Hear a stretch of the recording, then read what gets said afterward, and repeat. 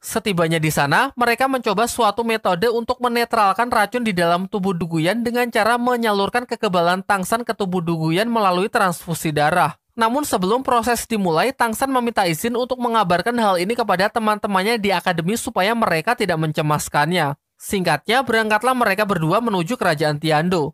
Tetapi ia cukup terkejut melihat tempatnya yang dijaga ketat oleh para pasukan keamanan. Dan ternyata di dalam sana tengah digelar pertarungan antara Dai Mumbai melawan ketua kelas Akademi Tiando.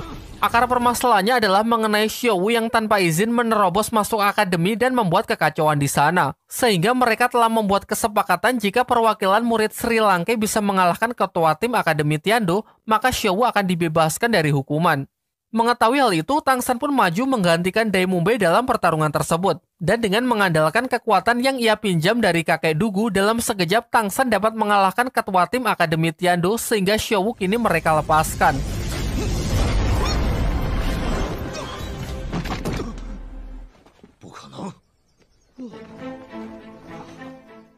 Setelah kericuhan itu, Tangsan pun segera berlari menuju penginapan untuk melihat kondisi Xiao Wu. Dan singkat cerita, ia mengajak Xiao Wu untuk ikut bersamanya kembali ke gua demi melanjutkan proses transfusi darah guna menyembuhkan Duguyan. Dimulailah proses tersebut menggunakan roh pelindung rumput peraknya sebagai perantara. Xiao Wu yang takut kalau Tangsan tak akan mampu bertahan, berinisiatif untuk menyalurkan sebagian energinya guna membantu Tangsan. Diperlihatkan si kakek yang lumayan terkejut melihat kemampuan Xiao Wu karena sejauh yang ia tahu kekuatan roh pelindung tak bisa ditransfer ke orang lain. Di luar dugaan, proses ini memakan energi yang luar biasa besar bahkan setelah Xiao Wu ikut membantu. Ditunjukkan satu persatu kalau cincin roh Xiao Wu perlahan mulai lenyap akibat transfer energi yang melampaui limit hariannya. Di waktu yang bersamaan, Master Xiao yang baru tahu kalau Tangsan dimanfaatkan untuk menetralkan racun di tubuh Duguyan merasa sangat cemas karena berdasarkan teorinya proses tersebut dapat menguras seluruh energi bahkan bisa membunuh Tangsan. Lantas mereka bertiga pun sepakat untuk pergi menuju lokasi mengandalkan penciuman tajam dari roh pelindung Master Xiao demi menghentikan proses tersebut. Akan tetapi sebelum sempat menemui muridnya, di depan mereka sudah dihadang oleh kakek Dugu yang menolak mereka mengganggu proses penyembuhan cucunya. Sehingga pertarungan pun tak terhindarkan.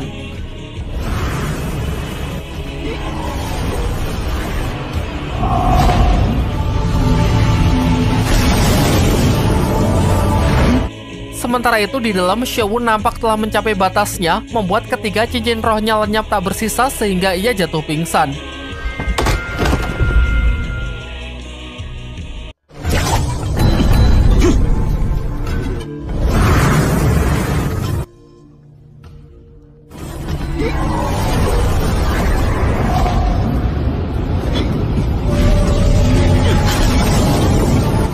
Beruntung sebelum sempat ada yang terluka, Tangsan segera datang untuk menghentikan mereka sembari mengatakan kalau operasinya telah berhasil. Dan benar saja, setelah diperiksa racun di tubuh Duguyan sudah sepenuhnya hilang. Namun sayangnya Xiao Wu yang telah berusaha keras jatuh pingsan akibat transfer energi yang terlalu berlebihan. Kakek Dugu lalu mengatakan bahwa ia sempat melihat Xiao Wu telah kehilangan ketiga cincin siluman rohnya.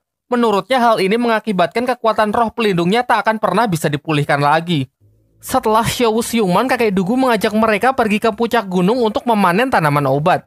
Ia tahu kalau orang-orang Sri Lanka sedang kesulitan dana, sehingga ia mengizinkan agar mereka mengambil tanaman obat sebanyak yang dibutuhkan untuk dijual dan nantinya uang yang terkumpul bisa digunakan untuk membayar biaya pendaftaran turnamen. Kemudian kakek Dugu juga menunjukkan kalau di sana terdapat sebuah pintu gaib menuju dimensi lain yang tak bisa dimasuki oleh siapapun. Diceritakan kalau pintu gaib tersebut merupakan sisa peninggalan dari perang besar dahulu kala di dunia dahulu antara sebuah organisasi rahasia yang melawan Balai Roh Pelindung. Ia menambahkan mungkin saja di balik pintu ini terdapat tanaman obat yang lebih berharga daripada yang ada di luar, meskipun mustahil ia dapat memasukinya. Sebelum mereka meninggalkan tempat itu, tiba-tiba Tangsan mendengar sebuah bisikan yang menyuruhnya masuk ke pintu gaib menggunakan roh pelindung rumput peraknya sebagai kunci. Dan benar saja, mengikuti bisikan yang ia dengar, ia bersama Xiao Wu berhasil masuk ke tempat misterius tersebut. Kalau kalian masih ingat di bagian awal, tempat ini adalah padang rumput yang selalu muncul di dalam mimpi Tangsan. Ternyata tempat ini adalah sebuah dimensi yang diciptakan oleh Ibu Tangsan sebelum beliau meninggal pasca pertempuran melawan Balai Roh Pelindung. Setelah cukup melihat-lihat, di sini ia mendapatkan pesan terakhir yang sempat dibuat oleh ibunya mengenai hadiah terakhir untuk Tangsan.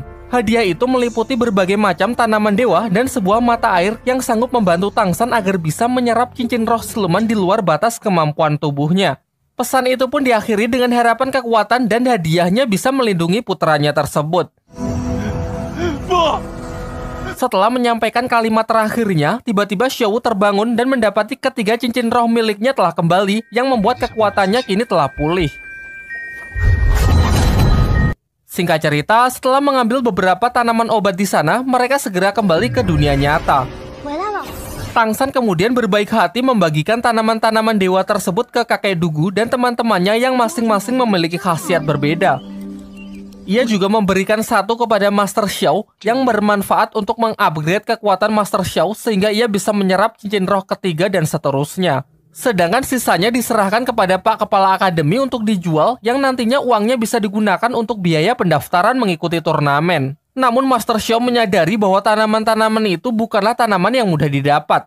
Tidak mungkin ia mengambilnya di gua milik kakek Dugu. Sampai akhirnya Tangsan pun menceritakan semuanya mengenai dimensi roh ciptaan almarhum ibunya yang baru saja ia masuki bersama Xiaowu. Setelah mendengarkan penjelasan dari Tangsan, Master Xiao mengatakan meskipun balai roh pelindung berkaitan dengan kematian ibunya, ia meminta agar Tangsan tidak menyimpan dendam kepada balai roh pelindung. Untuk lebih meyakinkan Tangsan, kemudian Master Xiao mengungkapkan siapa identitas ayah Tangsan yang sebenarnya. Ia menjelaskan bahwa Tang Hao, ayah dari Tangsan, merupakan salah satu master roh terkuat di dunia dahulu. Pada awalnya ia adalah orang kepercayaan dari suami Bibi Dong, pemimpin balai roh pelindung sebelum Bibi Dong yang mengabdi untuk balai roh pelindung. Singkatnya, karena suatu alasan, Tang Hao membelot dan justru menyatakan perang terhadap orang-orang dari balai roh pelindung. Akibat perang yang terjadi, menewaskan pemimpin dari pihak balai roh pelindung sehingga Bibi Dong lah yang maju menggantikan posisi yang kosong tersebut. Sedangkan Tang Hao, ayah dari Tangsan yang dicap sebagai pengkhianat kerajaan, mulai saat itu dinyatakan sebagai buronan.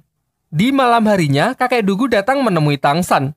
Ia sangat senang karena racun di tubuh Duguyan kini sudah benar-benar hilang, dan karena itulah ia berjanji untuk memberikan perlindungannya kepada Tangsan.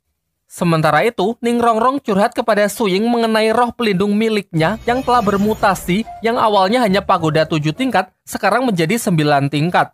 Menurutnya keanehan ini terjadi setelah ia memakan tanaman dewa dari Tangsan. Namun ketika ia ingin pergi untuk menceritakan masalah ini kepada Xiaowu, ia malah diculik di tengah jalan.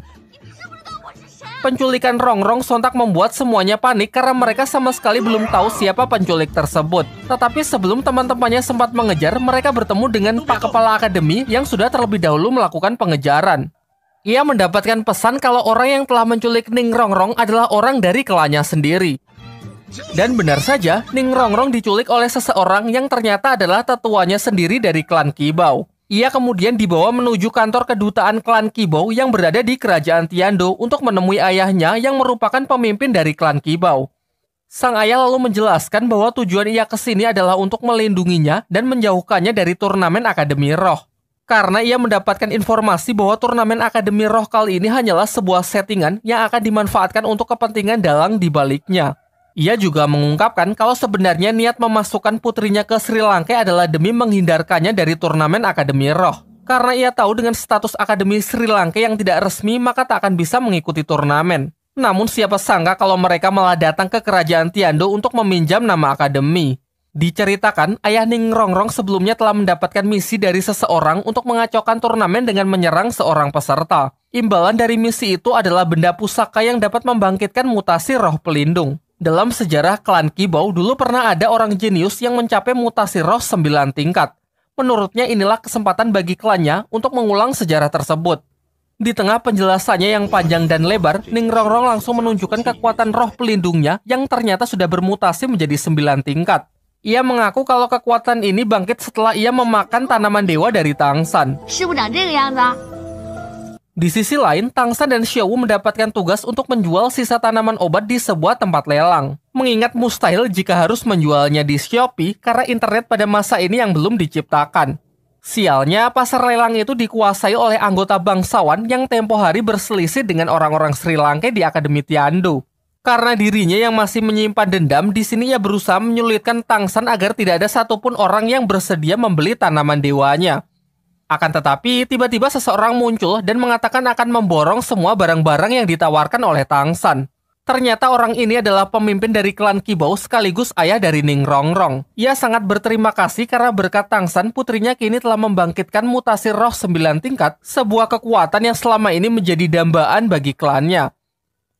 Di waktu yang bersamaan, Oishike yang merasa khawatir menerobos kantor kedutaan klan Qibao untuk mencari Ning Rongrong.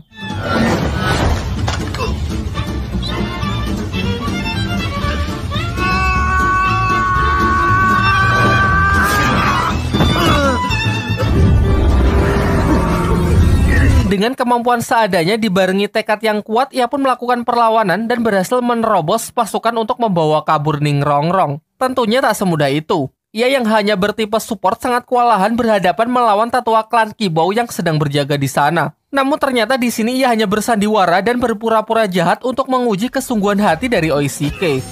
Dan benar saja, Oishike sangat serius untuk mengorbankan dirinya dan menyuruh Ning Rongrong untuk pergi terlebih dahulu.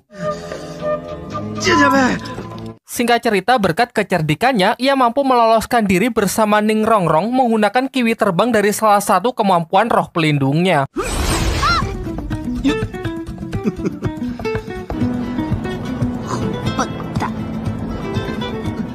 Sementara itu, pihak Tang San yang sudah cukup mengumpulkan uang segera berlari untuk mendaftarkan diri mengikuti turnamen Akademi Roh.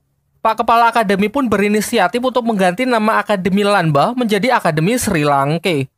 Setelah selesai mengurus administrasi, mereka semua pun pergi ke akademi dan di sanalah ia bertemu dengan Oishike yang juga baru kembali. Dengan bangganya ia menceritakan bahwa ia baru saja bertarung hebat dan berhasil menang melawan Master Roh demi menyelamatkan Ning Rongrong. Singkat cerita, berkat tanaman dewa dari Tang San, seluruh siswa Akademi Sri Lanka kini siap untuk mengupgrade kekuatannya. Mereka pun bersama-sama pergi ke sebuah hutan yang tak jauh dari kerajaan Tiando untuk berburu siluman roh guna mempersiapkan diri untuk mengikuti turnamen. Di sana Master Xiao membagi mereka menjadi 2 tim. Dirinya, Erlong, Xiaowu, dan Tang San pergi ke sebelah barat, sementara sisanya akan ikut Pak Kepala Akademi.